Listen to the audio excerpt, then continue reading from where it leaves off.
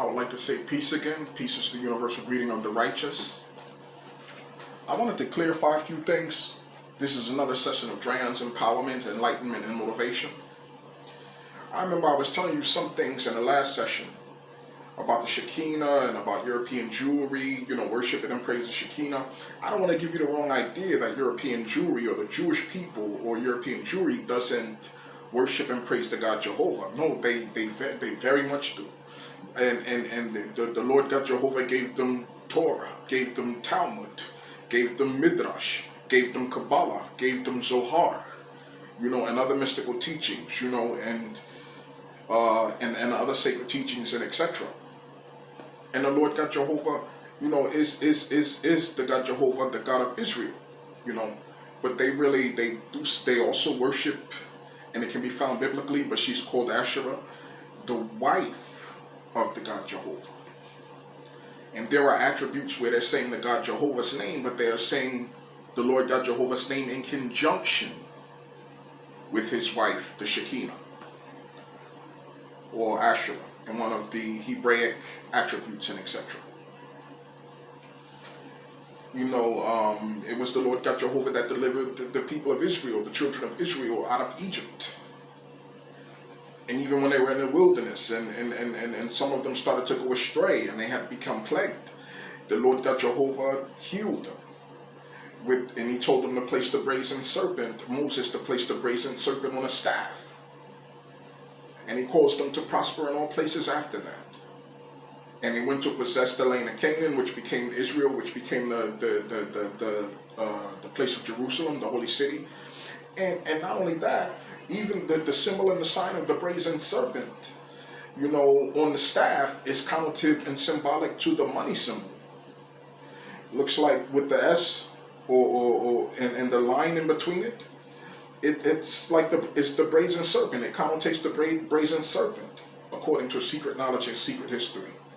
Because with the money and with economy, God has caused Israel, or caused the Jewish people, the European Jewry to prosper and to succeed in all places. In a very broad manner. So I wanted to clarify those things.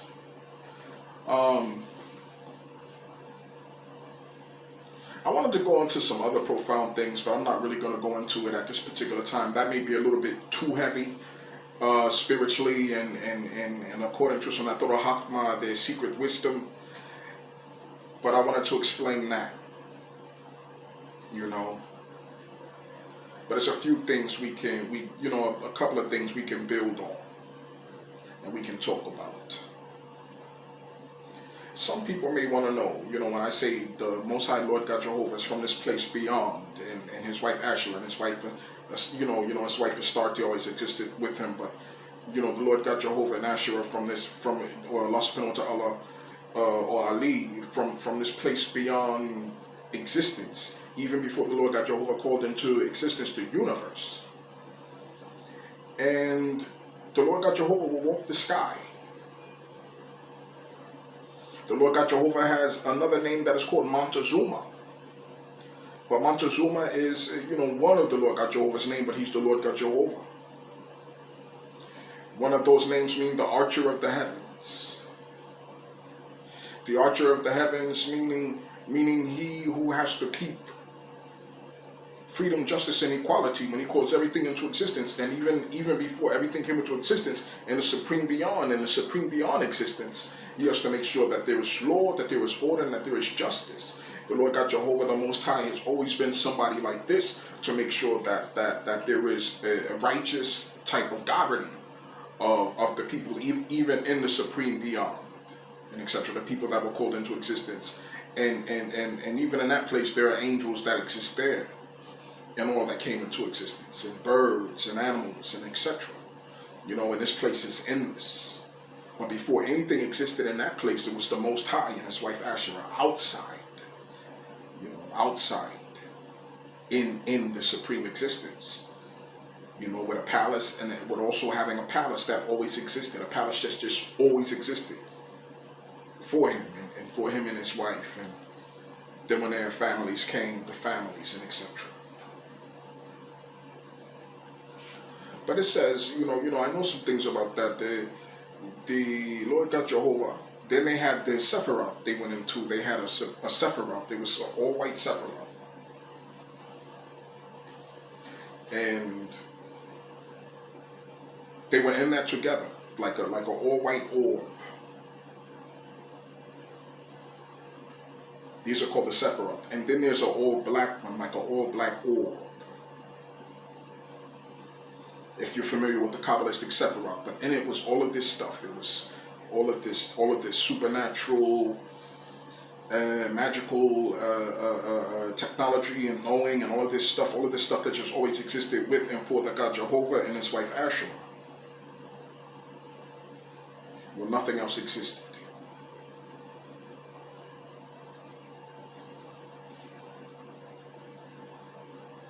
Before then, they were in a state of inertia, a state of where everything was seen through the closed eye, where they were just seeing everything inside and some inner worlds and existences that existed, that they were over, that he was over and she was over with him. Over meaning to rule and to be over, to be chief over, and etc. Or to rule over. And forever they had not said a thing. But he was being with his wife and in that way. And then they began to speak after 87, like they were in a state of inertia for like 87 trillion years, but always existing.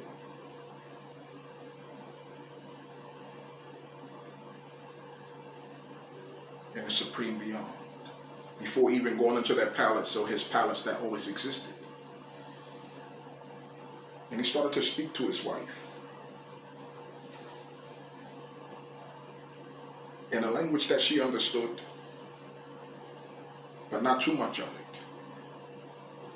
And that language was Italian. You don't have to believe me. You don't have to, you can look at some sources and say, what are you saying? You don't find these things. And he was speaking Italian to her. What we know to be Italian language today. And she understood it, some of it. He understood all of it. And then he began to speak Hebrew, the Hebrew dialect to her, in a supreme beyond. And she understood the Hebrew.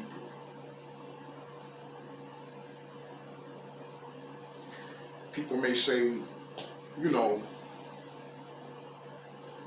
there is a such thing as a race that the gods have, or that the God has in his wife Asherah. But I'm not going to really go deep into that.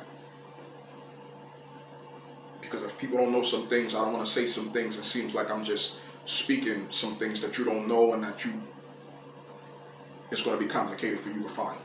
But let's talk about this. People may say, well, where did the white race come from?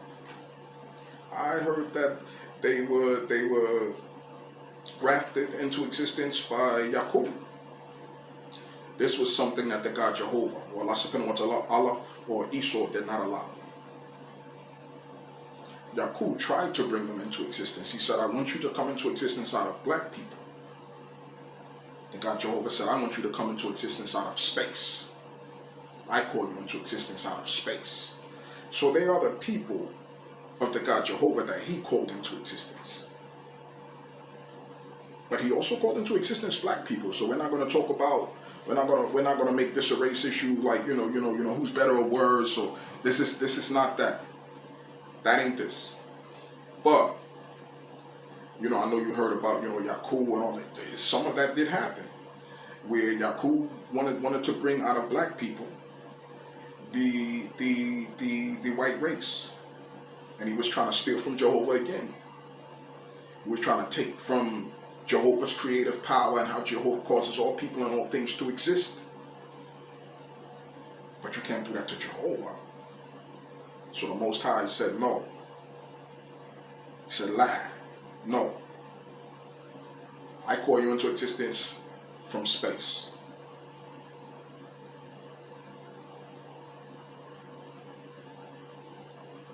And it came into existence from space. And that was the origin and the history of how the white peoples came into existence. And people may say, then what is the origin of black peoples? Well, black peoples came into existence in a very similar manner.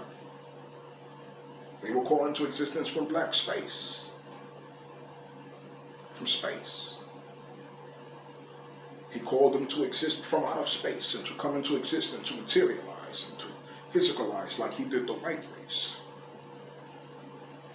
But Yaku had tried to steal bringing the white race into existence through the black race, but Jehovah did not allow it. And white people were also called, and you know, because I know some people see things a particular way, they were also called and were also considered and are also considered to be a people of God. Just like all of the races that are godly and religious and so forth and so on. And he told them, I want you to do this in a particular land. I want you to get into all places and to prosper. I want you to succeed in this. I want you to succeed in that. Among all peoples and etc. And that's how the origin of that started. But I just wanted to go through some things really quick. This has been another session of Drayan's Empowerment, Enlightenment, and Motivation. Peace to you all.